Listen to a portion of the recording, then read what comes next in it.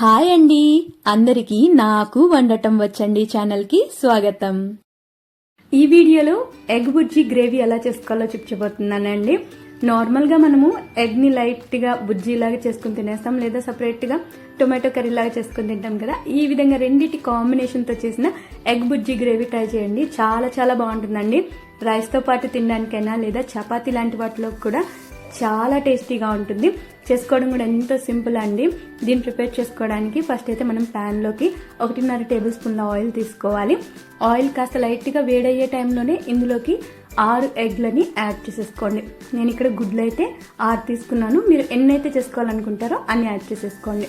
ఇప్పుడు ఇందులోకి 1/2 tea spoon పసుపు, 1/2 టీ స్పూన్ మిరియాల పొడి, 1/2 టీ స్పూన్ కారం పొడి, అలాగే రుచికి సరిపడా ఉప్పుని యాడ్ చేసేసి చక్కగా ఒకసారి లైట్గా కలిపి వదిలేసేయండి. కాస్త వేడయ్యి థిక్ అవడం స్టార్ట్ అవుతుంది కదా, అప్పుడు దీన్ని కొంచెం కొంచెంగా కదిపి వదలండి.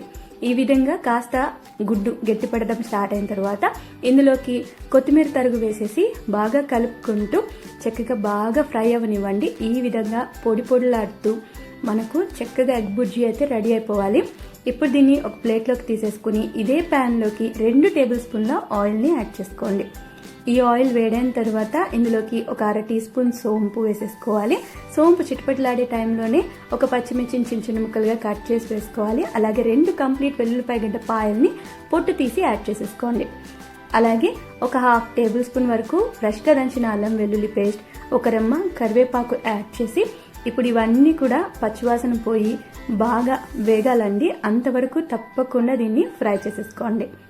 చక్కగా ఇది పచ్చివాసన పోయి వెల్లుల్లిపాయ రెబ్బలు కాస్త మెత్తగా ఉడకడం స్టార్ట్ అయిన తర్వాత మాత్రమే ఇందులోకి నేను 4 మీడియం సైజ్ ఉల్లిపాయలని చిన్న చిన్న ముక్కలుగా కట్ చేసి వేసుకుంటున్నాను. ఉల్లిపాయలతో పాటే రుచికి సరిపడా ఉప్పుని యాడ్ చేసేసుకొని ఈ ఉల్లిపాయలు అయితే బాగా వేగనివ్వాలండి, పచ్చివాసన వెళ్ళిపోవాలి. అలాగే ఉల్లిపాయలు కాస్త గోల్డెన్ బ్రౌన్ కలర్లోకి చేంజ్ అవ్వాలి. అలానే మరీ ఎక్కువగా వేగిపోకూడదు. ఇప్పుడు నేను చూపిస్తున్న విధంగా వేగితే సరిపోతుంది. తర్వాత ఇందులోకి 2 మీడియం సైజ్ టొమాటోల్ని చక్కగా మిక్సీలో పేస్ట్ లాగా గ్రైండ్ చేసేసుకుని యాడ్ చేసుకోవాలి. ఈ టొమాటో పేస్ట్ యాడ్ చేసిన తర్వాత బాగా వేగనివ్వాలండి. చూడండి, వేగిన తర్వాత ఇందులోని తడంతా కూడా వెళ్ళిపోయి పొడి పొడిలాడుతూ అయిపోయింది కదా. ఈ విధంగా వేగనిచ్చేసి ఇందులోకి మసాలా పొడులు యాడ్ చేసుకున్నాము. 1/2 టీ స్పూన్ పసుపు, వేయించి పొడి కొట్టుకున్న జీలకర్ర పొడి 1/2 టీ స్పూన్, అలాగే 1 టేబుల్ స్పూన్ కారం పొడి, 1/2 టేబుల్ స్పూన్ మిరియాల పొడి, 1 టేబుల్ స్పూన్ ధనియాల పొడి, అలాగే 1/2 టేబుల్ స్పూన్ వరకు గరం మసాలాని యాడ్ చేసుకోవాలి. వీటన్నిటిని యాడ్ చేసిన తర్వాత చక్కగా కలిపేసుకోండి. కలుపుకొని ఈ మసాలా పొడిలోని పచ్చివాసన పోయేంత వరకు దీన్ని ఫ్రై చేసుకోవాలి. ఈ విధంగా కలిపిన తర్వాత ఇందులోకి కాస్త వాటర్ని అయితే మనం యాడ్ చేసుకోవాలండి. చూడండి, మసాలా పొడులన్నీ పచ్చివాసన పోయి బాగా మన ఉల్లిపాయలు మరియు టొమాటోస్తో కలిసిపోయాయి అన్నమాట.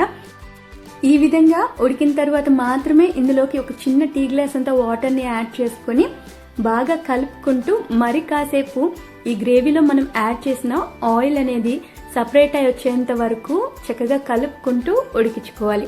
చూస్తున్నారు కదా, బాగా ఉడికిన తర్వాత ఆయిల్ సపరేట్ అయ్యి మనకు కర్రీ కూడా మంచి కన్సిస్టెన్సీ వస్తుంది. తర్వాత మనం ముందుగా ప్రిపేర్ చేసి పెట్టుకున్న ఎగ్ ముక్కల్ని యాడ్ చేసేసుకొని ఈ ఎగ్ బుర్జీ అయితే గ్రేవీతో పాటు కలిసేలాగా నిదానంగా మిక్స్ చేసుకోవాలి. కాస్త ఓపిక్గా మిక్స్ చేసుకున్నామంటే గ్రేవీ బాగా అబ్జర్వ్ చేసుకుని ఎగ్ పీసెస్ అలాగే ఉంటాయన్నమాట, ఎక్కువగా గుజ్జు గుజ్జుగా అయిపోకుండా.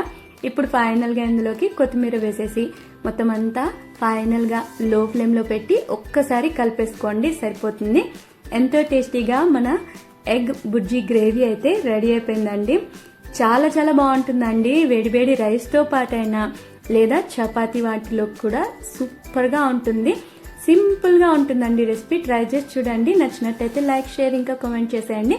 అలాగే ఛానల్ని తప్పకుండా సబ్స్క్రైబ్ చేసేసుకోండి.